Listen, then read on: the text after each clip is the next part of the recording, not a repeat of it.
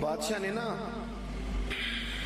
ارادہ کیا کہ میں نے اپنے بچے کو سپہ سالاری بھی سکھائی ہے، گھوڑ سواری بھی سکھائی ہے، نیزہ بازی بھی سکھائی ہے، میں چاہتا ہوں دین بھی سیکھ جائے۔ ایک بڑے زبردست عالم تھے، ان کے ذمے لگایا کہ آپ میرے بچے کو دین کا علم پڑھائیں۔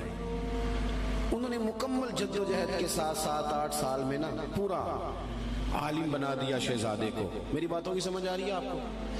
کس کو؟ شہزادے کو۔ کس کو عالم بنایا جی؟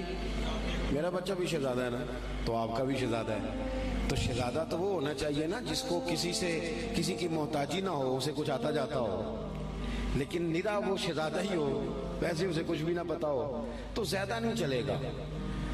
وہ بادشاہ نے کہا کہ میرے شہزادے کو عالم ہونا چاہیے، عالم کے ذمے لگایا۔ انہوں نے 5-6-7 سال میں نا خوب جد و جہد کر کے مکمل عالم بنا دیا۔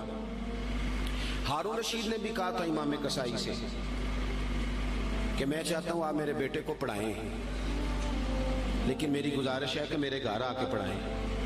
تو امام صاحب فرمانے لگے یہ نبی پاک کا علم ہے، سب کا سانجھا ہے، جہاں سب کے بیٹے بیٹھیں گے ہارون رشید کا پتر بھی وہی بیٹھے گا، گھر آ کے نہیں پڑھا سکتا۔ ہارون رشید نے اب جواب میں کیا کیا کہ امام صاحب کو نکال دو علاقے سے۔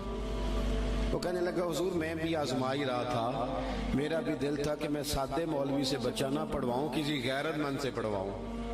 اب یہ گھر آیا کرے گا آپ کے، جہاں سارے بچے بیٹھیں گے چٹائی پہ وہیں بیٹھ کے پڑھے گا۔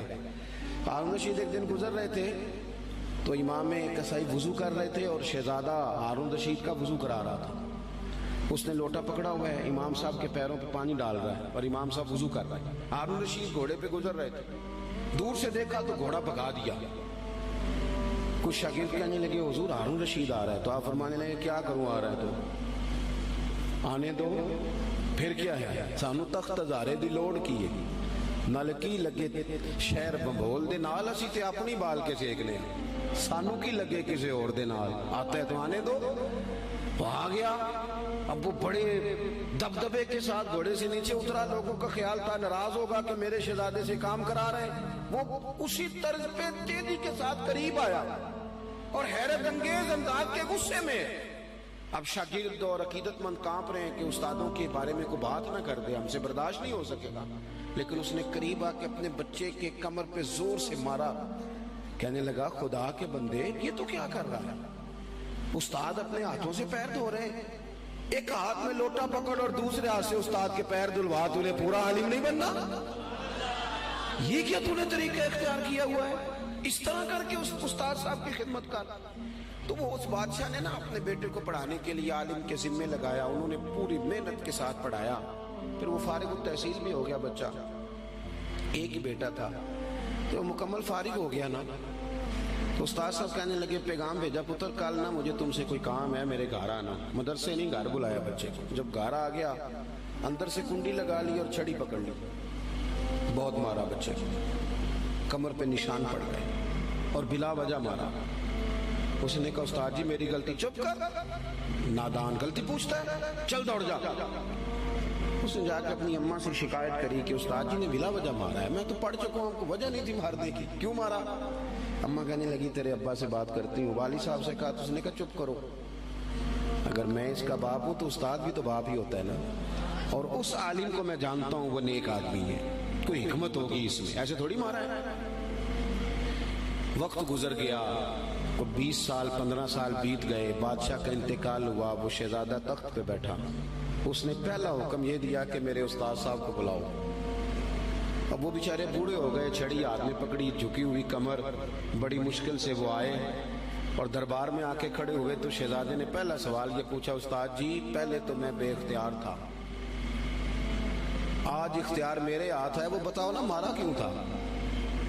غلطی کوئی نہیں، زیادتی کری آپ نے اور اتنا مارا کہ میں ابھی تک اس کی درد محسوس کرتا ہوں۔ تو استاد صاحب نے یوں چہرہ اٹھایا، آنکھیں کھولی، کہنے لگے پتر شکر ہے اللہ کا میں ابھی تک زندہ ہوں، اسی دن کے لیے مارا تھا جو آج آیا ہے، یہ جو تو نے مجھے کٹہرے میں بلا لیا ہے نا، ٹھیک کیا، اسی دن کے لیے مارا تھا۔ کہا کیوں، کس وجہ سے؟ سنیں جی سنیں، اللہ آپ کو جزا دے، اسی دن کے لیے مارا تھا۔ کہا کیوں؟ کہنے لگے پتر کتنے سال بیت گئے مار کھائے، کہا کو 20 سال ہونے کو ہیں، فرمایا تو بھولا تو نہیں نا؟